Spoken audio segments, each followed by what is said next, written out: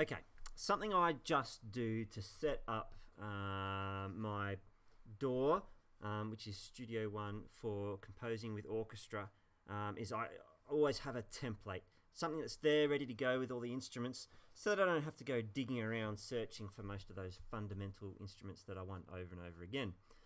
So step one is to basically load in those instruments right from the get-go. So I'm using BBC Symphony Orchestra. It's under the Spitfire folder under Instruments. You can access instruments from here, from Home to Instruments, or use the tab, it really doesn't matter. Browse down to Spitfire Audio, and then you just pull in the part of the orchestra you want. Now you can choose from all of these different wonderful instruments that they've put on there, and you choose the section of the orchestra you want, and there it is, it's ready to go. When you close that and you go back to your DAW though, all you've got written here is BBC Symphony Orchestra. Not very descriptive. Really, that track should be Violin 1 so I can see what it is. And then go through and do that for each section. And then make sure you set that to Violin 2. That way it's just going to be easier as you go through and compose. It's there ready to go. And once that's all done, you save that as a template. Then the next time you come to composing,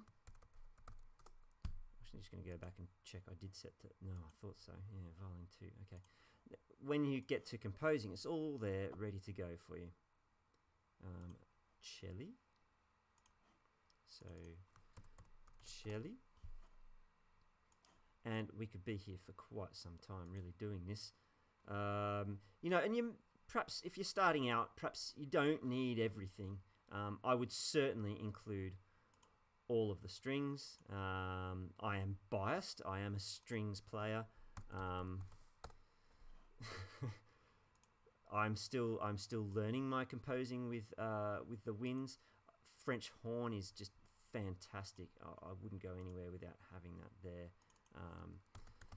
Initially, as a beginner, I would still have that, and then the winds. You've got to have some of the winds. Perhaps you don't need a piccolo to start with when you're learning out, but you do need a flute. So I'm going to put the flute in, and you do need clarinet. I'm probably offending people here, I know, but I've recently started out composing with this, and these are the instruments I use most often. And they're certainly the ones I'm picking out when I'm listening analytically to film scores and the such. These are the instruments I'm hearing most of. Bassoon I am finding surprisingly useful. Who would have thought? Anticipating a huge number of negative comments on this YouTube now after the blasphemy that I've said. Harp and Celeste, fantastic for those really happy, elated, joyous sort of twinkling scenes. Put that one in there. Of course, you can go through and put them all in if you want, but that would take a bit long on this YouTube. Let's add some percussion. Got to have that.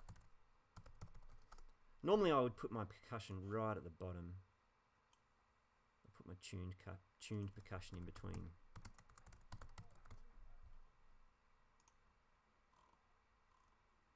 Tuned percussion. There we go. So I have a basic template now that I can use for any score that I'm composing. And it's there, ready to go. I don't need to do it again, except I do need to save as.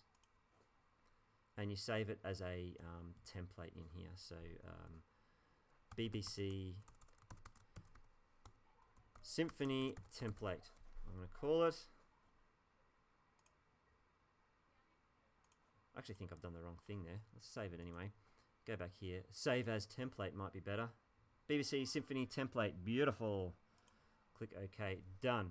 Now I can close that, and next time I come to create a new score, I'm going to create a new song, and there's the BBC template waiting, ready to go, and it creates a new song off that, and it doesn't edit the original template. You can see it's loading all the instruments in, bang, and I'm good to go, just like that.